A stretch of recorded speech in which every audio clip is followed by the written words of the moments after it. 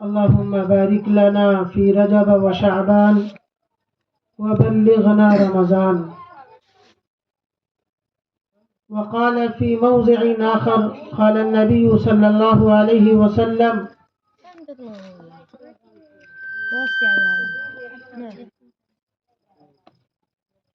تكن عالما أو متعلما أو مستمعا أو محبا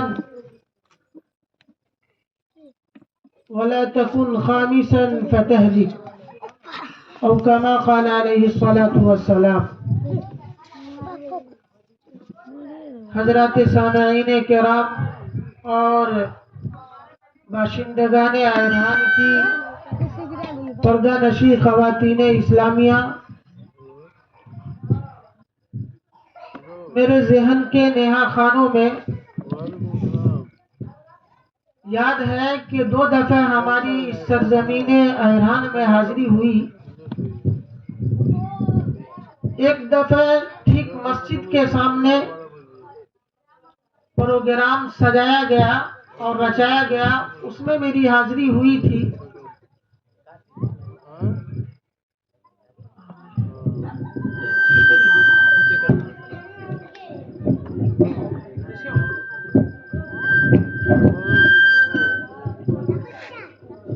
اس میں میری حاضری ہوئی. اللہ رب العزت نے ہمیں وہ بات دل میں ڈالی، میں نے آپ کو سنایا. اس سے پہلے بھی ہمارے سامنے یہاں کے چند نوجوان حافظ قرآن تشریف لے گئے. تو اس سے پہلے سال میں میرے ساتھ معاملہ یہ ہوا کہ میرے پاؤں میں زخم تھا، جس کی وجہ سے میں دعوت قبول نہیں کیا. آج اچانک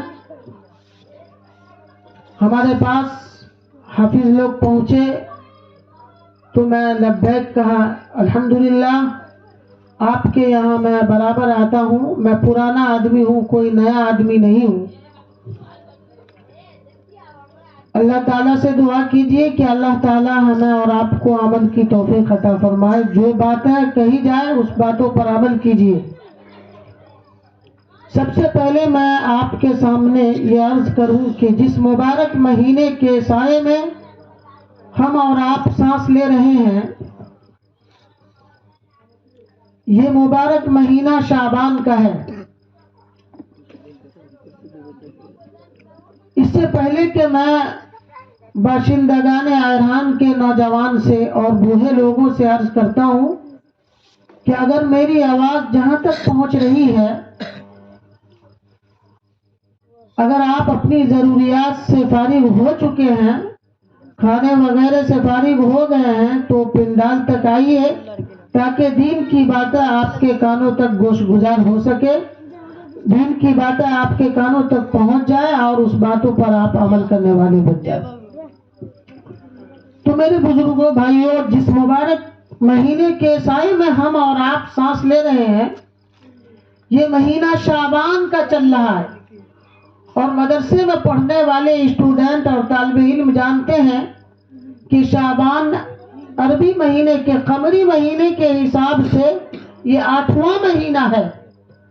ہمارے اور آپ کے عرف میں بس اتنی باتیں معلوم ہے کہ مہینہ صرف جنوری، فروری، مارچ، اپریل، مئی، جون، جولائی، اگست، ستمبر، اکتوبر، نومبر، دسمبر کا ہے. باقی ایک مہینہ اور چاند کے حساب سے چلتا ہے، وہ مہینہ ہے محرم سے شروع ہوتا ہے. تو یہ شعبان اسلامی سال کا 8واں مہینہ ہے. یہ مہینہ شرعی احکام کے اعتبار سے رمضان المبارک کا مقدمہ ہے. چونکہ اس کے فوراً بعد، اس مہینے کے فوراً بعد رمضان المبارک آنے والا ہے. اس مبارک مہینے میں حضور پاک صلی اللہ علیہ وسلم کے کچھ خاص معمولات تھے. جو معمولات آپ صلی اللہ علیہ وسلم کے تھے وہ کیا تھا، اس کو میں آپ کو سنانا چاہتا ہوں. سب سے پہلا معمول آپ علیہ السلام کا یہ تھا کہ جب آپ رجب المرجب کا چاند دیکھتے تو آپ یہ دعا پڑھتے تھے یا یہ دعا فرما دیتے تھے اللہم بارک لنا فی رجب و شعبان وبلغنا رمضان، اے اللہ ہمارے لیے رجب اور شعبان کے مہینوں میں برکت عطا فرمائیے اور ہمیں رمضان تک پہنچا دیجیے۔ یعنی ہماری عمر اتنی دراز کر دیجئے، ہماری عمر اتنی لمبی کر دیجئے کہ ہم اپنی زندگی میں رمضان کا مہینہ پالیں اور رمضان کی برکتوں اور رحمتوں سے فائدہ اٹھا سکیں، مستفید ہو سکیں۔ ایک تو آپ علیہ الصلاۃ والسلام کا اس مہینے میں یہ معمول تھا۔ دوسرے، حضرت عائشہ صدیقہ رضی اللہ عنہا ایک حدیث میں یہ روایت کرتی ہیں کہ رسول اللہ صلی اللہ علیہ وسلم اس مبارک مہینے میں کثرت سے روزے رکھا کرتے تھے۔ رمضان کی تیاری سمجھ لیجئے، اس کی مشق سمجھ لیجئے، اس کا استقبال سمجھ لیجئے۔ بہرحال حضور پاک صلی اللہ علیہ وسلم اس ماہ مبارک میں نفلی روزے زیادہ رکھا کرتے تھے۔ یہ روزے فرض نہیں ہے، واجب نہیں ہے، لیکن شعبان کے کسی بھی دن اللہ رب العزت کی جانب سے روزہ رکھنے کی توفیق ہو جائے تو یہ روزہ رکھنا عام دنوں کے روزے سے زیادہ فضیلت رکھتا ہے اور زیادہ اجر و ثواب کا موجب ہے۔ کوئی تعداد مقرر نہیں ہے، بلکہ اس ماہ مبارک میں جب بھی اللہ تعالیٰ کی طرف سے روزے کی توفیق ہو جائے تو اس میں روزہ رکھنا چاہیے۔ حضرت عائشہ رضی اللہ عنہا روایت کرتی ہیں کہ رمضان کے مہینے میں جو روزے مجھ سے قضا ہو جایا کرتے تھے نسوانی کمزوری کی وجہ سے، تو میں اس روزے کی قضا شعبان کے مہینے میں رکھا کرتی تھی، کیونکہ اس زمانے میں حضور پاک صلی اللہ علیہ وسلم بھی کثرت سے روزہ رکھتے تھے، تو میرے لیے بھی روزہ رکھنا آسان ہو جاتا تھا۔ البتہ آپ صلی اللہ علیہ وسلم نے صحابہ کرام کو یہ ہدایت دی، یہ تعلیم دی کہ رمضان سے کچھ پہلے یعنی 1-2 دن پہلے روزہ نہیں رکھنا ہے، روزہ چھوڑ دینا ہے۔ کیوں روزہ چھوڑ دینا ہے؟ تاکہ انسان رمضان کا استقبال پورے نشاط کے ساتھ کر سکے، پہلے ہی روزے سے کمزور نہ ہو چکا ہو۔ ایک وجہ تو علماء کرام نے یہ بیان فرمائی ہے، دوسری وجہ جو اس سے بھی زیادہ گہری ہے وہ یہ ہے کہ دین اتباع کا نام ہے، اللہ تعالیٰ کے حکم کی پیروی کا نام، اللہ کے رسول جناب محمد الرسول اللہ صلی اللہ علیہ وسلم کے حکم کی پیروی کا نام دین، یعنی اس کی پیروی، حکم پر عمل کرنا، حکم ماننا، اس کا نام دین ہے۔ اپنا شوق پورا کرنے کا نام دین نہیں ہے، جذبات کی تسکین کا نام دین نہیں ہے۔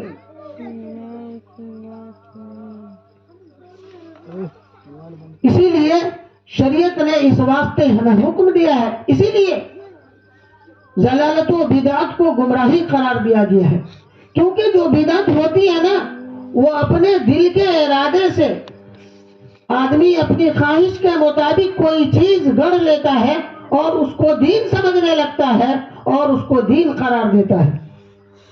اس واسطے شریعت نے ہمیں یہ حکم دیا ہے کہ رمضان سے 1-2 دن پہلے روزہ چھوڑ دینا ہے، روزہ نہیں رکھنا ہے۔ کیوں روزہ نہیں رکھنا ہے؟ اس لیے روزہ نہیں رکھنا ہے کہ اگر تم رمضان سے 1-2 دن پہلے روزہ رکھنا شروع کر دو گے تو اللہ تبارک و تعالیٰ نے تو 30 یا 29 روزے فرض کیے تھے، اور اس کے ساتھ تم نے شعبان کے آخر کے 2 روزوں کو بھی ملا لیا تو 29-30 تو رکھنے کرو گے، 31-32-33 روزہ رکھا تو 33 روزہ ہو جائے گا، اور یہ تم نے اپنی طرف سے روزے کی مقدار میں اضافہ کر دیا ہے، یہ اضافہ کرنا صحیح نہیں ہے۔ فرض میں اضافہ ہو، شریعت کے حکم کردہ طریقے کے مطابق اگر کوئی اپنی طرف سے اضافہ کرے تو یہ اضافہ کرنا صحیح نہیں ہے۔ میرے بزرگوں، میرے بھائیوں، میرے دوستوں، آپ نے سنا ہوگا کہ سحری میں تاخیر مستحب ہے۔ حضور پاک صلی اللہ علیہ وسلم نے ارشاد فرمایا کہ سحری جب کھاؤ تو آخر وقت میں کھاؤ۔ اب کوئی بندہ، کوئی آدمی 2-4 گھنٹہ پہلے سے سحری کھا کر کے بیٹھ جائے، یہ بھی صحیح نہیں ہے، اس لیے کہ تم نے روزے کی مقدار میں اضافہ کر دیا ہے۔ اللہ تعالیٰ نے تو کہا تھا کہ آخری وقت میں سحری کھاؤ، اور تم نے اس کو کیا کر دیا، 2 گھنٹہ پہلے سے سحری کھانا شروع کر دیا اور بند کر دیا۔ اسی طریقے سے آپ نے افطار کے بارے میں سنا ہوگا کہ روزہ کھولنے کے بارے میں کہ جیسے سورج غروب ہو جائے تو فوراً آدمی کو روزہ کھول لینا چاہیے، اور اسے یقین ہو جانا چاہیے کہ اب سورج غروب ہو گیا، اذان کا انتظار نہیں، بس آپ فوراً کیا کہتے ہیں روزہ کھول لیجیے۔ اب کوئی آدمی تاخیر کرے گا، تعجیل مستحب ہے افطار میں، یعنی جلدی مستحب ہے۔ اب اگر کوئی آدمی تاخیر کے ساتھ افطار کرے گا، روزہ کھولے گا، تو یہ اس کے مقدار میں اضافہ کرنا ہوا، یہ بھی صحیح نہیں۔ میرے بزرگوں، بھائیوں، اب میں اصل موضوع کے طرف آپ کو گھمانا چاہتا ہوں، سیر کرانا چاہتا ہوں۔ اب تک یہاں کے باشندگان سوئے ہوئے ہیں، ایسا لگتا ہے کہ مردہ بنے ہوئے ہیں، جیسے مردہ کچھ نہیں بولتا ہے، نہ کیا کہتے ہیں اپنے حرکت میں رہتا ہے، اسی طریقے سے یہاں کے لوگ ہیں کہ بالکل حرکت میں نہیں آ رہے ہیں، جنبش نہیں کر رہے ہیں، پتہ نہیں کیا ہو گیا ہے۔ دین کی آوازیں اس کے کانوں تک پہنچ رہی ہے۔ ارے میرے بھائی، دین کی باتیں ہو رہی ہے، فرشتے گواہ ہیں، اللہ اور اللہ کے رسول گواہ ہیں۔ اگر آپ دین کی مجلس میں عمل کی نیت سے آئیں گے تو اللہ تعالیٰ آپ کو اس کا اجر دے گا۔ آئیے بھائی۔ تو میں میرے بزرگوں، بھائیوں، آئیے میں آپ کو جلدی میں آپ حضرات کو بھی اور اپنی ماں بہنوں کو بھی جلدی میں ایک سوال کرنا چاہتا ہوں۔ سوال کیا ہے؟ ہر ایک آدمی کے ذہن میں، ہر ایک آدمی کے دل میں یہ شکایت ہے کہ آج پیسے میں برکت نہیں ہے، آج پیسے میں برکت نہیں ہے۔ پہلے بوڑھے پرانے لوگ 500 روپیہ لے کر کے دربھنگہ جاتے تھے تو پورا جھولا بھر کر کے لاتے تھے۔ اب 10,000 روپیہ بھی لے کر کے دربھنگہ جاتے ہیں تو اڑ جاتا ہے، پتہ نہیں چلتا ہے، جھولا بھی نہیں بھرتا، پتہ نہیں چلتا کہاں چلا گیا۔ پہلے ایک آدمی کماتا تھا، پورا گھر کھاتا تھا۔ کیا بھائی صحیح ہے نا؟ پہلے ایک آدمی کماتا تھا، پورا گھر کھاتا تھا۔ ایک آدمی کی کمائی سے بیٹی کی بھی شادی ہوتی تھی، بیٹا کی بھی شادی ہوتی تھی، زمین بھی خریداری ہوتی تھی، گھر بھی بنایا جاتا تھا۔ ایک آدمی کی کمائی سے گھر بھی بنایا جاتا تھا، زمین بھی خریدی جاتی تھی، اور کچھ بینک بیلنس میں بھی رکھا جاتا تھا۔ آج صورتحال یہ ہے، آج کا زمانہ ایسا آ گیا ہے کہ 5 راستے سے 10 راستے سے پیسہ آ رہا ہے، اپنا خود کما رہا ہے، بیوی ٹیچر ہے، بیٹا دلی میں ہے، ایک بیٹا بمبئی میں ہے، اور بہو بھی ٹیچر ہے۔ 5 راستے سے پیسہ آ رہا ہے، لیکن ہائے یہ جہنم ہے کہ بھرنے کا نام نہیں لے رہا ہے۔ اس کی وجہ کیا ہے؟ اس کا ریزن کیا ہے؟ میرے بزرگوں، بھائیوں، اس پر ہمیں اور آپ کو سوچنا ہوگا، دل کی گہرائیوں سے لینا ہوگا کہ آج پیسے میں برکت نہیں ہے کہ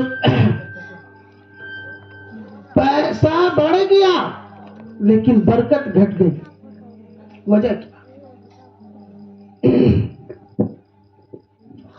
وجہ اس کی یہ ہے کہ آج ہم لوگوں نے رزق کے دروازے کو بلاک کر رکھا ہے، لاک کر رکھا ہے.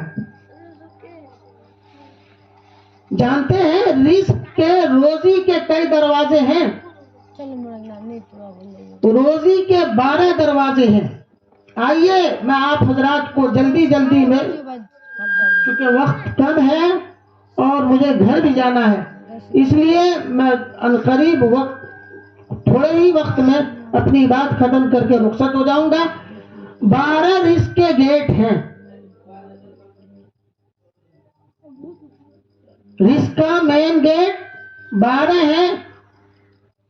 اگر جہاں کہیں بھی رزق میں بے برکتی محسوس ہو رہی ہے تو سمجھ لیجئے کہ 12 برائیوں میں سے کوئی برائی ہم سے سرزد ہو رہی ہے، جس کی وجہ سے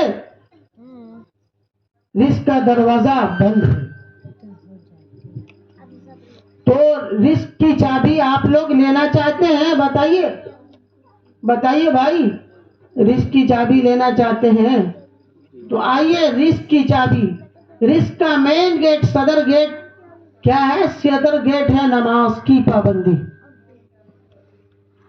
رزق کا مین گیٹ، رزق کا گیٹ نمبر 1 نماز کی پابندی ہے. جو جتنی نماز کی پابندی کرے گا، جو جتنی نماز کی پابندی کرے گا اس کے رزق میں برکت ہوگی. یہ میں اپنی طرف سے نہیں کہتا ہوں میرے بزرگوں، یہ لفاظی نہیں ہے، یہ قرآن سے ثابت ہے. آپ آزما کر کے دیکھ لیجئے.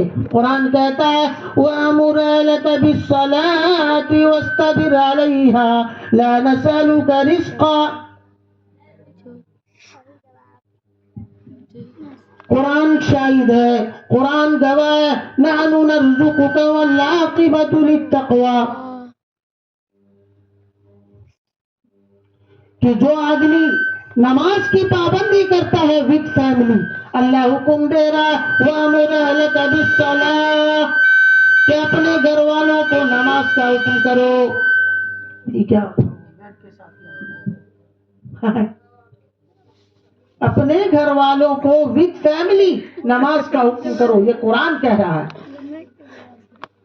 میرے بھائیوں،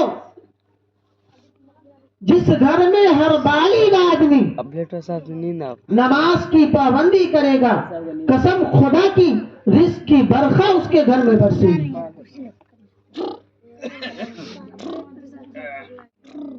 اگر رزق میں برکت نہیں ہے تو سمجھ لیجئے کہ ہم اور آپ نماز نہیں پڑھتے ہیں. اگر پڑھتے ہیں تو گھر کے صرف ایک حاجی صاحب، گھر کے ایک حاجی صاحب نماز پڑھ لیتے ہیں، ہماری چھٹی ہو گئی. میرے بزرگوں، بھائیوں، بتلائیے، بھوک لگی ہے آپ کو، حاجی صاحب کو بھوک لگی ہے، کھانا آپ کھا لیں گے تو حاجی صاحب کا پیٹ بھر جائے گا.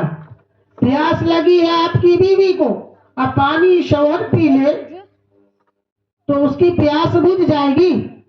جاڑا لگا لڑکا کو، جاڑا لگا بیٹا کو، کمبل اوڑھ لیا بیٹی، تو کیا اس کا جاڑا ختم ہو جائے گا؟ بھلا بتلاؤ بھائی، ختم ہو جائے گا؟ بخار لگا آپ کے بیٹا کو اور دوا کھلا رہے ہیں کس کو؟ دولہا کو. بتائیے تو اس کا بخار ختم ہو جائے گا؟ ارے جاڑا لگا جس کو اس کو کمبل اڑاؤ نا بھائی، پیاس جس کو لگی ہے اس کو پانی پلائیے، بخار جس کو آ رہا ہے اس کو دوا کھلائیے. اسی طریقے سے میرے بزرگوں، بھائیوں، رزق سب کو چاہیے. دنیا کا کوئی آدمی ایسا نہیں ہے جو یہ نہ چاہے کہ ہمیں روزی نہیں چاہیے. روزی ہر ایک انسان کو چاہیے. اسی طریقے سے اگر روزی حاصل کرنا چاہتے ہیں تو آپ کو نماز کی پابندی کرنی ہوگی. میرے بھائیوں، یہ سرکاری راشن اٹھانے جاتے ہیں نا، سرکاری راشن اٹھانے جاتے ہیں ڈیلر کے یہاں، تو ایک گھر کا ایک آدمی فنگر دے دیتا ہے تو سب کی طرف سے کھانا دانا مل جاتا ہے نا. گھر کا ایک صاحب گیا اور فنگر لگا دیا تو سب کو کھانا مل جاتا ہے. اور دانا مل جاتا ہے، لیکن نماز کے معاملے میں ایسا نہیں ہے، بلکہ ہر ایک کو نماز پڑھنی ہوگی، ہر ایک کے اوپر نماز فرض عین ہے۔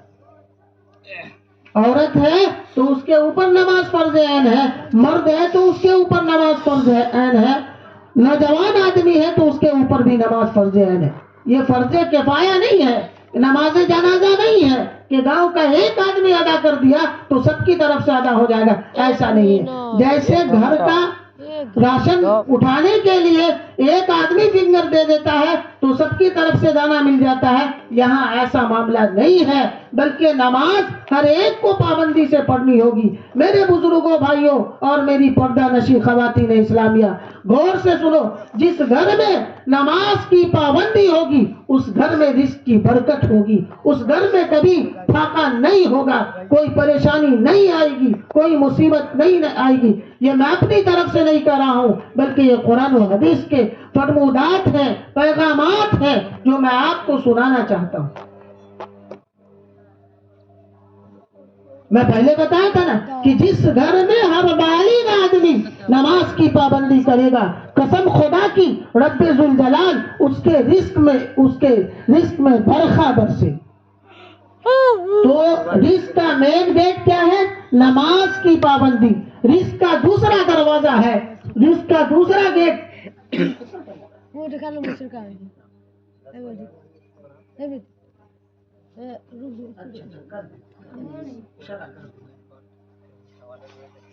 رزق کا دوسرا دروازہ ہے، رزق کا دوسرا دروازہ ماں باپ کے ساتھ حسن سلوک، بر الوالدین، ماں باپ کے ساتھ فرما برداری۔ آج کے ہمارے حال، معاشرہ کا یہ حال ہے، یہ صورت حال ہے کہ ماں اگر بوڑھی ہو جاتی ہے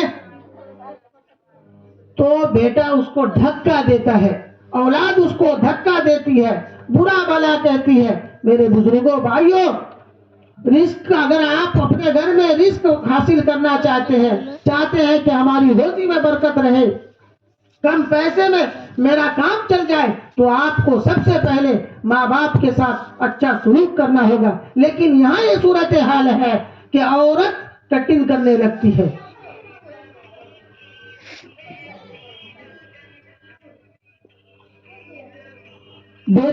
بیٹا اپنی ماں کو 1000 روپیہ دینا چاہ رہا ہے، بیٹا اپنی ماں کو 1000 روپیہ دینا چاہ رہا ہے، لیکن بیچ میں اس کی محترمہ اشارہ کر کے کہہ رہی ہے کہ نہیں بھائی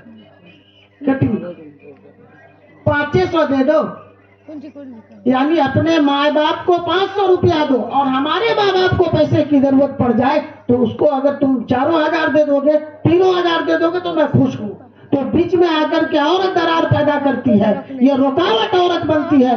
میرے بھائی بزرگوں، اس بات کو اگر کمی ہو شوہر کی طرف سے تو عورت کو یہ ہدایت دینی چاہیے، عورت کو یہ تعلیم دینی چاہیے کہ نہیں، شوہر کو کہے کہ آپ اپنے ماں باپ کے ساتھ اچھا سلوک کیجئے، آپ کے رزق میں برکت ہوگی۔ یہ کس کا وعدہ ہے؟ یہ اللہ کے رسول کا وعدہ۔ تو جو آدمی جتنی ماں باپ کی خدمت کرے گا اتنے اس کے رزق میں برکت پیدا ہوگی۔ اور رزق کا، اور یہ جانتے ہیں، جو آدمی ماں باپ کی خدمت کرتا ہے وہ مستجاب الدعوات ہے۔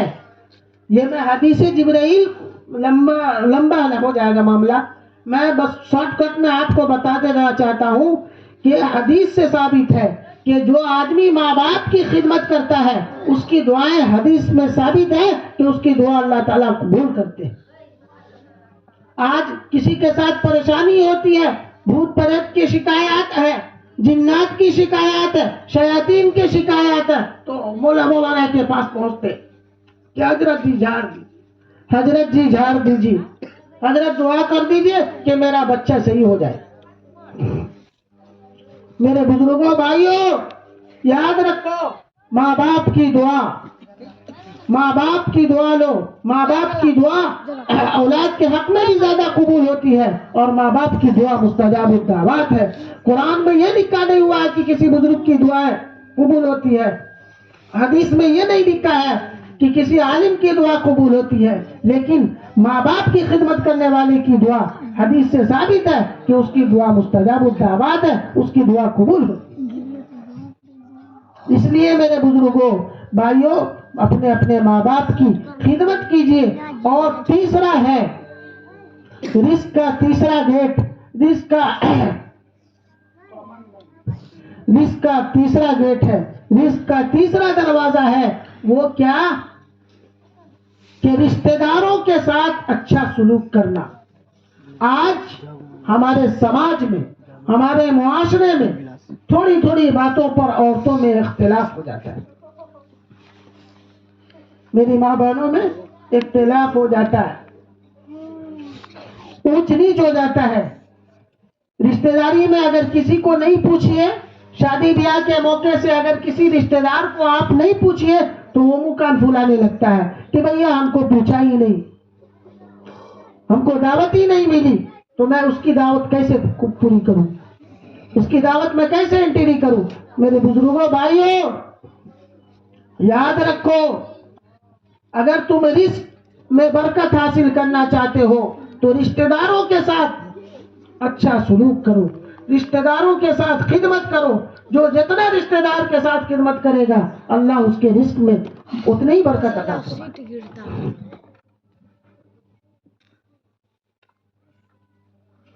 آج چھوٹی چھوٹی باتوں پر منہ پھلا لیا جاتا ہے، بات بند ہو جاتی ہے.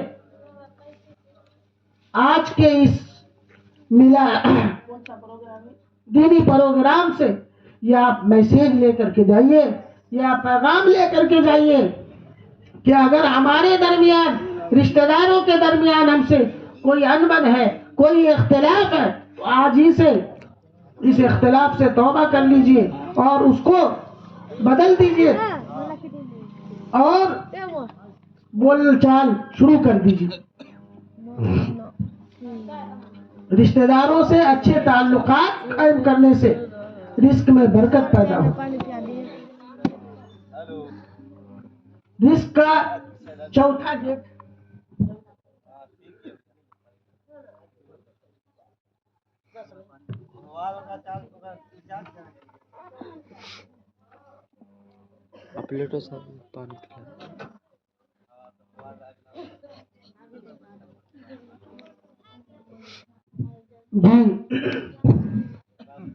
تو میں یہ کہہ رہا تھا کہ رشتہ داروں سے آپ اچھے تعلقات کو قائم کیجئے، انشاءاللہ آپ کے رزق میں برکت ہوگی، رزق کا دروازہ آپ کے حق میں کھلے گا. رزق کا چوتھا گیٹ یہ ہے کہ ایک دوسرے کی مدد کرنا. آج ہمارے معاشرے کا یہ حال ہے کہ ہم ایک دوسرے کی مدد کرنے سے بھاگتے، ایک دوسرے کی خبرگیری لینا، ایک دوسرے کی حالت کے بارے میں پوچھنا. اگر کوئی مصیبت زدہ ہے، کوئی پریشان ہے تو آپ اس کی پریشانی میں ہاتھ بٹائیے. انشاءاللہ آپ ایسا اگر کریں گے تو اللہ رزق میں برکت دے گا. اور بھی رزق کے دروازے ہیں میرے بزرگوں، میرے بھائیوں. صدقہ کرنے سے بھی رزق کا دروازہ کھلتا ہے. اگر آپ نے 50 روپیہ اللہ کے راستے میں دیا تو اللہ تعالیٰ وہ گھوم کر کے آپ کو اللہ 500 روپیہ دیں گے. میرے بزرگوں، بھائیوں، دوستوں، وقت ہو چکا ہے. میں اب تھوڑا سا آپ لوگوں کے ذہن کو بدلنے کے لیے ایک اور موضوع کے طرف راغب ہوتا ہوں. آج ہمارے معاشرے کا یہ حال ہے کہ عورتوں میں پردہ نہیں. عورت پردہ کرنے کو ناگوار گزارتی ہے، عورت اپنے آپ کو ناگوار سمجھتی ہے پردہ کرنے کو، جبکہ قرآن حدیث کا کہنا ہے کہ وَقَرْنَ فِي بُيُوتِكُنَّ. یہ 22ویں پارے کی آیت ہے. اللہ تعالیٰ امر کا صیغہ لا کر کے حکم دے رہے ہیں کہ عورتوں اپنے گھروں میں رہو. لیکن آج زمانے کا آج کے دور کا یہ حال ہے کہ عورت پردہ نہیں کرتی ہے. قرآن کا حکم کچھ اور ہے اور ہم کچھ اور طریقے سے چل رہے ہیں. اس لیے میرے بھائیوں، पर्दा का एहतमाम कीजिए।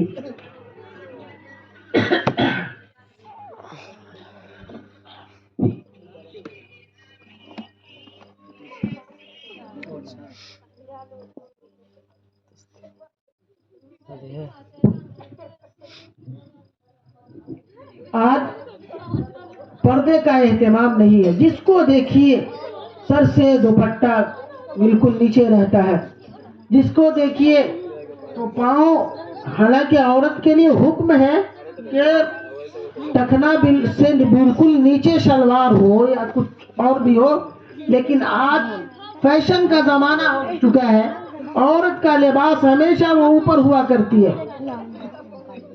अजीब और गरीब मसले का है। मेरे भाइयों, मेरे बुजुर्गों, मैं अपनी माँ बहनों से ये दरख्वास्त करता हूँ कि आप इसका एहतमाम कीजिए। अगर आप पर्दादार रहेंगी तो अल्लाह ताला आपके हर तकलीफ से निजात देंगे, हर परेशानी से आपको निजात देंगे। मेरे बुजुर्गों, भाइयों, दोस्तों, शुरू में मैं आप अलैहिस्सलातु वस्सलाम की एक हदीस पढ़ी थी, कुन आलिमा, कि आलिम बन जाओ। मदरसा के स्कूल के स्टूडेंट से पूछा जाता है तुम क्या बनोगे जी, तो कहता है मैं इंजीनियर बनूंगा। तुम जी, तो कोई कहता है कि मैं डॉक्टर बनूंगा। तुम जी, तो कोई कहता है कि मैं नेता बनूंगा। तुम जी, तो कोई कहता है लीडर बनूंगा। लेकिन अल्लाह के रसूल जनाब मोहम्मदुर रसूलुल्लाह सल्लल्लाहु अलैहि वसल्लम हमें और आपको यह फरमा रहे हैं कि तुम खुद ही फैसला न करो कि तुमको क्या बनना है, बल्कि हम जो कहेंगे वो बन जाओ तो तुम्हारे लिए मुबारक।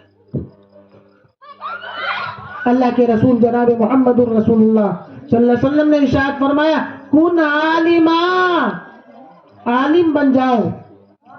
ये जो आलिम है वो नबी की पहली पसंद है, हुजूर की पहली पसंद है।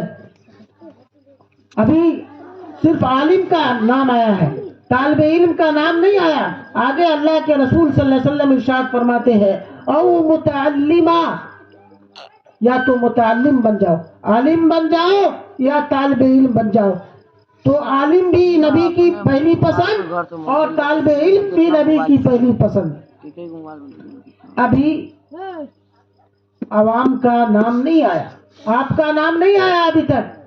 आप लोग जो सुन रहे हैं आपका नाम नहीं आया। क्यों? आप ना आलिम है ना मुतअल्लिम है, ना आलिम है ना मुतअल्लिम है, बल्कि आप क्या हैं?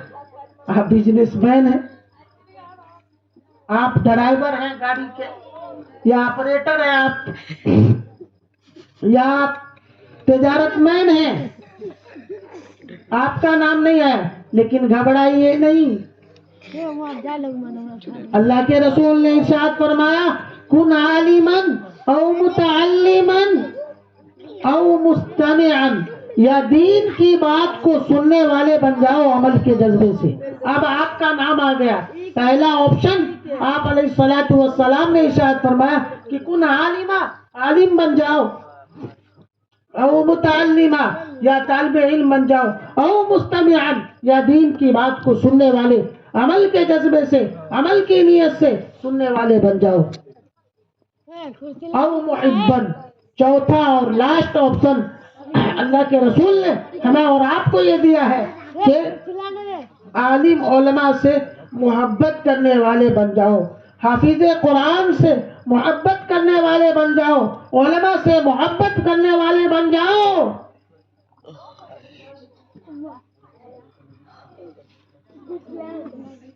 औ मुहिब्बन वला तकुन खामिसा, वला तकुन खामिसा, पांचवा मत बनना। पांचवा क्या है? पांचवा ग्रुप कौन है? पांचवा ग्रुप कौन है? मेरे बुजुर्गों, भाइयों, पांचवा ग्रुप वो है जो उलमा से बुग़्ज़ रखता है, जो मस्जिद के इमाम से बुग़्ज़ रखता है, جو طالب علم سے دشمنی رکھتا ہے، جو علماء کی برائی کرتا ہے، جو طالب علم کی برائی کرتا ہے، وہ ہے۔ اور اللہ کے رسول نے اس کے بارے میں کیا فرمایا؟ فتہلک، اللہ کے نبی کا یہ فیصلہ آ چکا ہے کہ وہ ہلاک و برباد ہوگی، اس کی بربادی میں شک نہیں ہے، اس کی تباہی میں کوئی شک نہیں ہے جو عالم علماء کی برائی کرتا ہے۔ آج دیکھیے، آج آپ اپنے معاشرے پر نظر اٹھا کر کے دیکھیے، اپنے معاشرے کا جائزہ لے کر کے دیکھیے، جس طرف جائیے مسجد کے امام کی برائی ہو رہی ہے، جس طرف جائیے طالب علم کی برائی ہو رہی ہے، جس طرف جائیے فلاں مولانا کی غیبت ہو رہی ہے، یہ سب کیا ہو رہا ہے؟ اللہ کے نبی نے تو ارشاد فرمایا وَلَا تَكُنْ خَامِسًا، پانچواں گروپ مت بننا، پانچواں مت بننا، فتح اور اللہ کے نبی کا یہ فیصلہ آ چکا ہے کہ تم ہلاک و برباد ہو جاؤ، اور جس کو اللہ کے نبی نے یہ پروانہ دے دیا اس کی بربادی میں کوئی شک ہے؟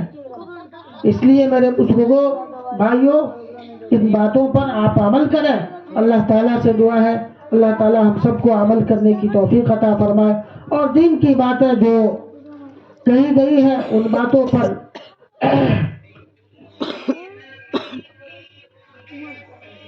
تا دم حیات اللہ عمل کرنے کی توفیق عطا فرمائے ہم سب کو۔